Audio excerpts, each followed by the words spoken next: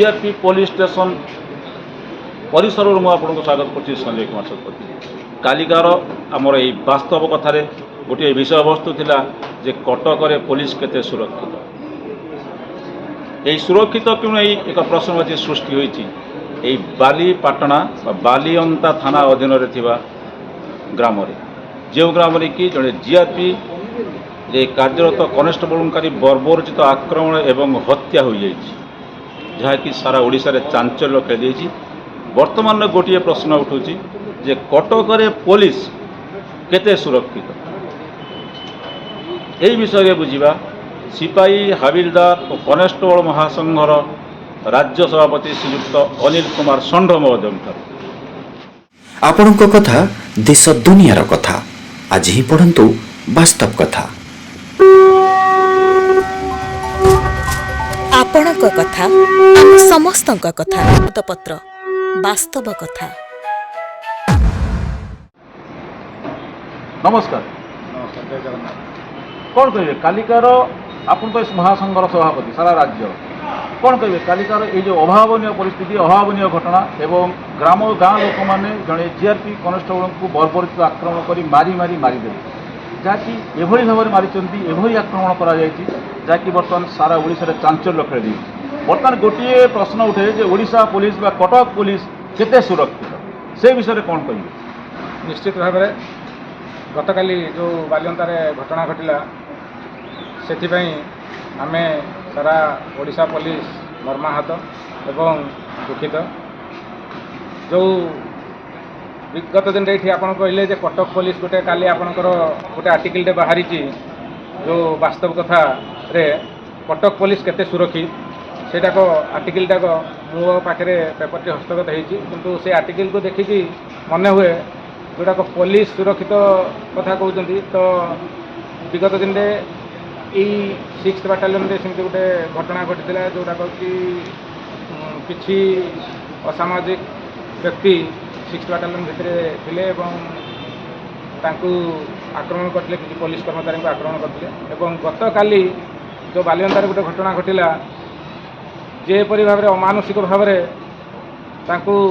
हत्या कराला पिटी पिटी आमर जड़े सहकर्मी को तो सेटा निश्चित भाव दुखद घटना। आमे या दाबी करुचे जे यही घटनार निरपेक्ष तदंत करा जाऊ एवं दोषी विरोध में दृढ़ कार्यानुष्ठान ग्रहण करा जाऊ।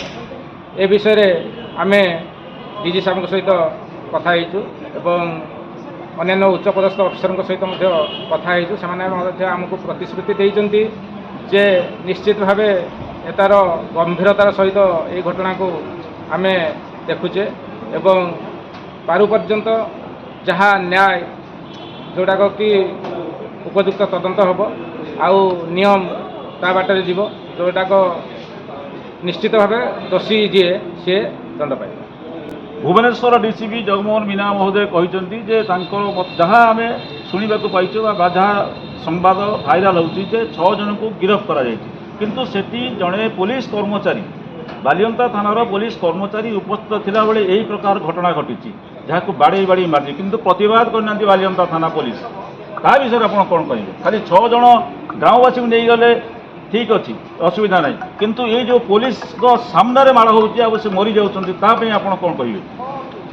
जो वीडियो आप देखी तो पुलिस सामने माड़ होगा सेटा को आप अनुमान कर रखु जे करवा दरकार जोटाक ग्रामवासी से जहाँ को मारिदेले ता चतुर्पार्श्व केते ग्रामवासी थे समस्त को बुझाबुझी करने भितर कहार मानसिकता कौन जड़े तो जानी न थाए सी जिते सी खबर पाइबा क्षणी निश्चित भाव में आसुँच बुझाबुझी करुँचे बाटे अन्य ग्रामवासी को बुझाबुझी करने भितर कई जड़े गोईठा माड़ मारी तत्संगे संगे से व्यक्ति को जाकर निवृत्त कर यथासाध्य चेष्टा कि से लोक को किपरि यथाशीघ्र हस्पिटाल को लिया से विषय से चेष्टा कर।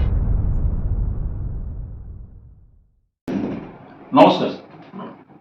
आसंता गतकाली जो घटना घटी बालीपाटना बालियंता थाना अंतर बालीपाटना ग्राम से विषय आप कौन कहे जब जीआरपी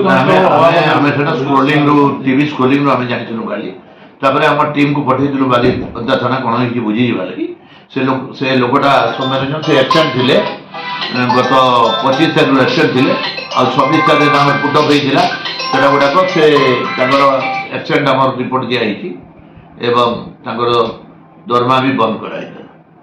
ତଥାପି ଜଣେ ଯିଏ କନେଷ୍ଟବଳ ଜଣେ ଆପଣଙ୍କ ଏଇ ବିଭାଗର ଜଣେ କନେଷ୍ଟବଳ ଏଭଳି ଭାବରେ ବର୍ବୋଚିତ ଆକ୍ରମଣ ଏବଂ ମୃତ୍ୟୁ ସେଟା ସାରା ଓଡ଼ିଶାରେ ବର୍ତ୍ତମାନ ଚାଞ୍ଚଲ୍ୟ ଖେଳିଦେଇଛି ଏବଂ ସମସ୍ତଙ୍କୁ ମର୍ମାହତ କରିଛି। ବର୍ତ୍ତମାନ ଗୋଟିଏ ପ୍ରଶ୍ନ ଉଠୁଛି ପୁଲିସ କେତେ ସୁରକ୍ଷିତ, ଯେଉଁମାନେ ଆମ ସେବା କରୁଛନ୍ତି ସେମାନେ କେତେ ସୁରକ୍ଷିତ? ସେ କିଏ ଯାଇକି ବାହାରେ କ'ଣ କରିବ ଏବଂ କେଉଁଠି ମାଡ଼ପିଟ ହେଇକିରି ମର୍ଡର ହେବ ସେଥିପାଇଁ ତାମାନେ ଆମେ କିଛି ଏଇଟା ନାହିଁ, ସେଟା ତାର ତଦନ୍ତ ଚାଲିଛି ବାଲିଅନ୍ତା ଥାନାରେ ଏବଂ ତାର ତଦନ୍ତ ପରେ ଯାହା କିଛି କୁହାଯାଇପାରିବ। ଧନ୍ୟବାଦ।